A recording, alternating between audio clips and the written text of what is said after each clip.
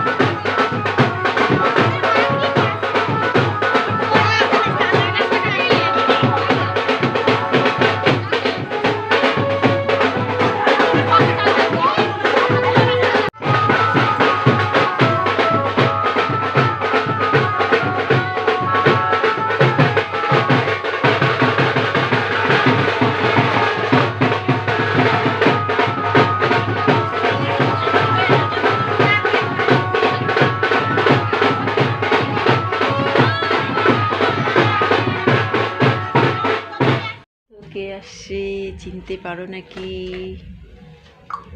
আমার ভাগ্নি আসছে। ভাগ্নি কালকে পরীক্ষা না বাবা?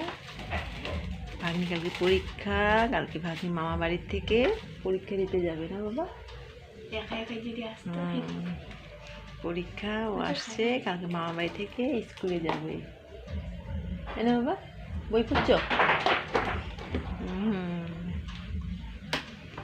বই পড়ো। হ্যাঁ,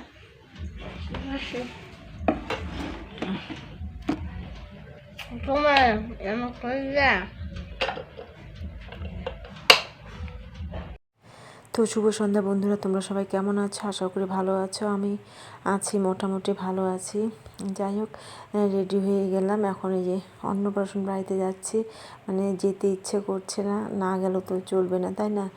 যেতেই হবে, কারণ ভাগনার বাড়িতে ভাগনার মেয়ের অন্নপ্রাশন, ওখানে না গেলে কী হয়, যতই মন খারাপ থাকুক না কেন যেতে তো হবে, তাই না? ভিতরে কিন্তু অনেক কষ্ট, কিন্তু মানে উপরটা দেখলে কিন্তু মানুষের বোঝা যায় না। এদিকে যাই হোক, কোনো রকম মানে রেডি হয়ে চলে আসছে, একদম সাজিনি।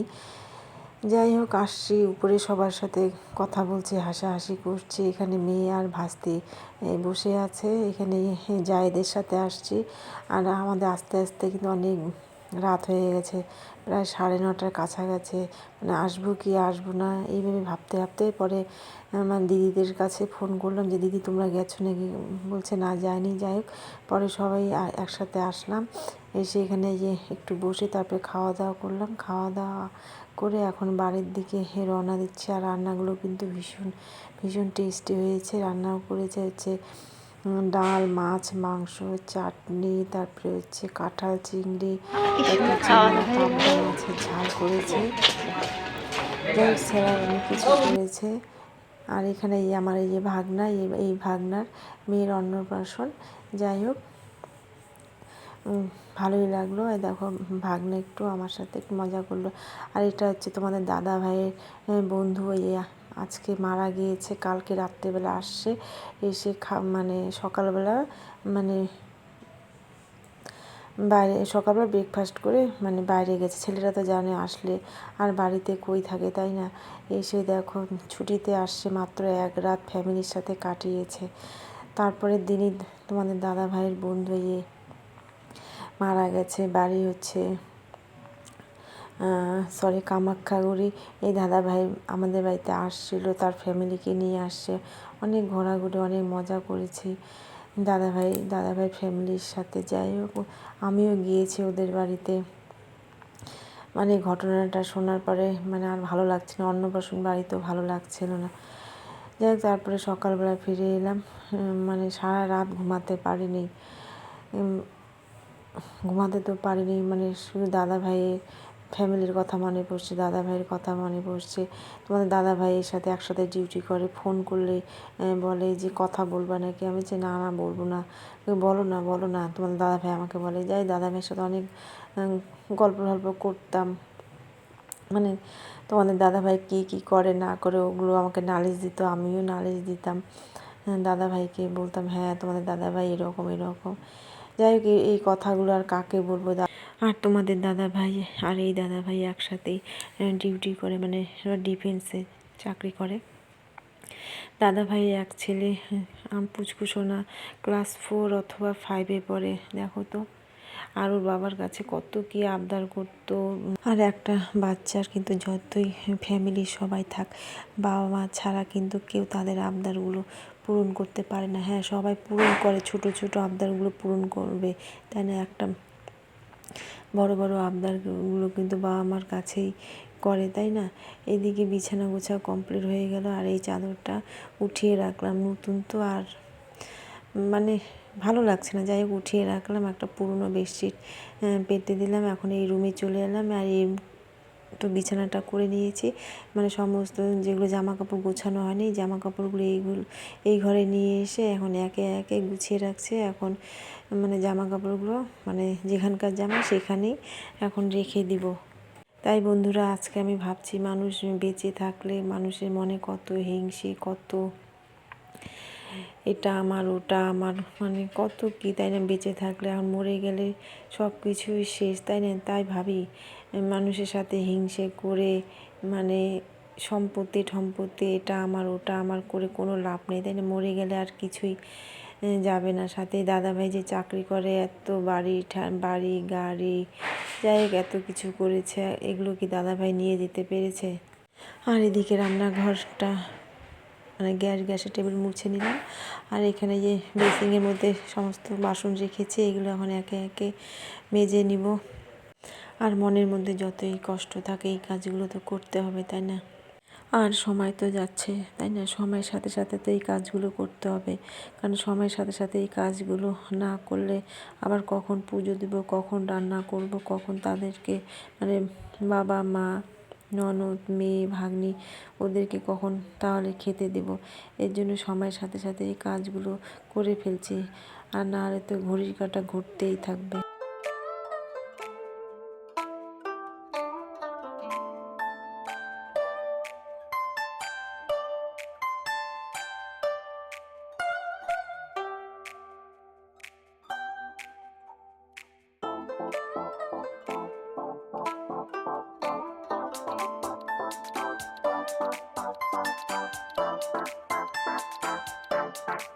আর এদিকে সমস্ত বাসন মাজা কমপ্লিট। এখন বাসনের জায়গায় রাখবো।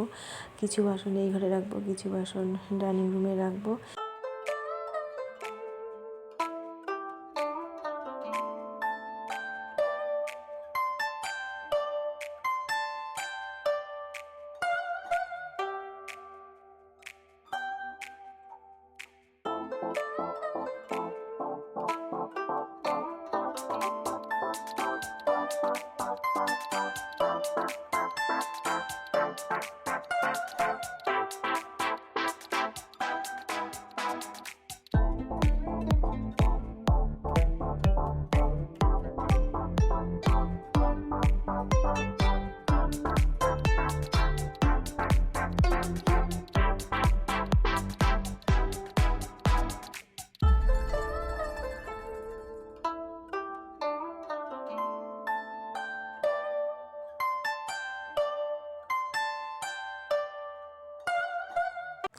আর সমস্ত ঘর গুছানো কমপ্লিট। এখানে সমস্ত পর্দাগুলো আছে, এগুলো পর্দাগুলো এখন লাগাবো না, এগুলো ঢুকিয়ে রেখে দেবো। এখানে মেয়ের জামা কাপড় আছে, এগুলো ওই মেয়ের চৈত্র ছেলের জামা কাপড়, এগুলো সমস্ত জামা কাপড় ঢুকিয়ে রাখবো। আর এদিকে আমার বারান্দা পুরো টিপটপ করে পরিষ্কার করে মুছে নিয়েছি।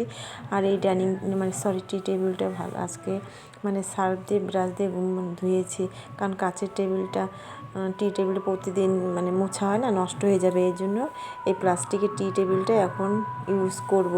আর এখানে এদিকে রান্নাঘরে চলে এলাম, রান্নাঘরেও পুরো পরিষ্কার করে নিয়েছি। এখন পরিষ্কার করা কমপ্লিট। এখন স্নান করে রান্না করব। এখানে সয়াবিন ভিজিয়ে রেখেছি, আর আজকে 3টা বেডশিট ধুয়ে দিয়েছি, মেয়ের জামা কাপড়, আমার জামা কাপড়। যাই হোক, জামা কাপড় ধোয়া কাচা কমপ্লিট, স্নানও কমপ্লিট। এখন চলে এলাম ঠাকুর ঘরে। এখন ঠাকুর ঘরে পুজোটা দিয়ে দিচ্ছি।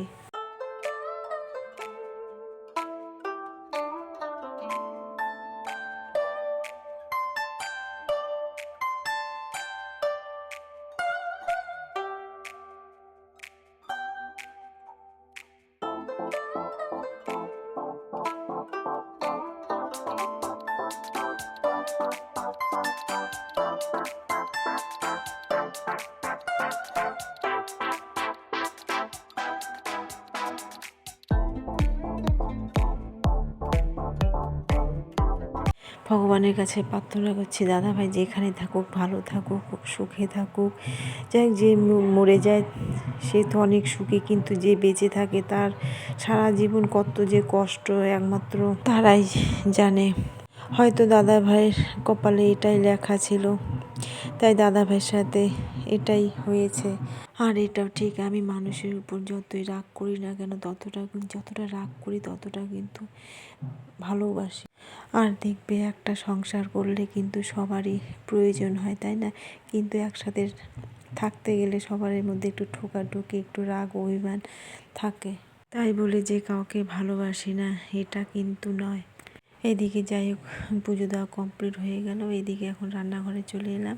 রান্নাঘরে এখন ভাত বসিয়ে দিয়েছি, ডাল করব, তারপরে হচ্ছে সয়াবিনের তরকারি, আর হচ্ছে শাক ভাজা। আজকে হচ্ছে এইসবই রান্না, আর অন্য কিছু রান্না করব না, মনটা ভালো লাগছে না, কিন্তু কি করব, সবাই আছে, সবার কথা ভেবে এই রান্না বান্না করছি।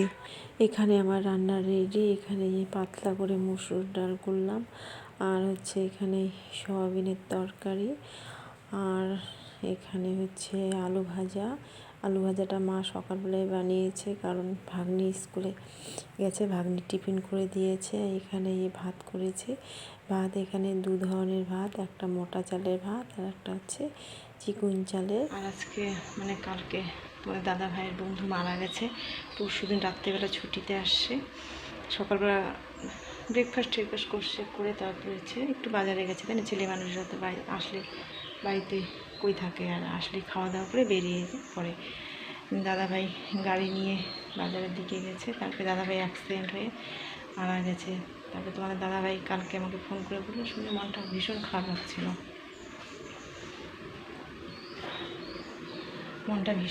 লাগছিল, তারপর রাত্রেবেলা একদম ঘুমোতে পারিনি। রাত্রিবেলা আমাদের ঘরে টিনের মধ্যে ধাপ ধূপ আওয়াজ, মানে আওয়াজ। তারপরে সকালবেলা তোমাদের দাদাভাই বলছে দিব, ফটোগুলো পাঠিয়ে দিব নাকি? আমি যে দাও, তোকে ভয় পাবা না? তো আমি না দাও।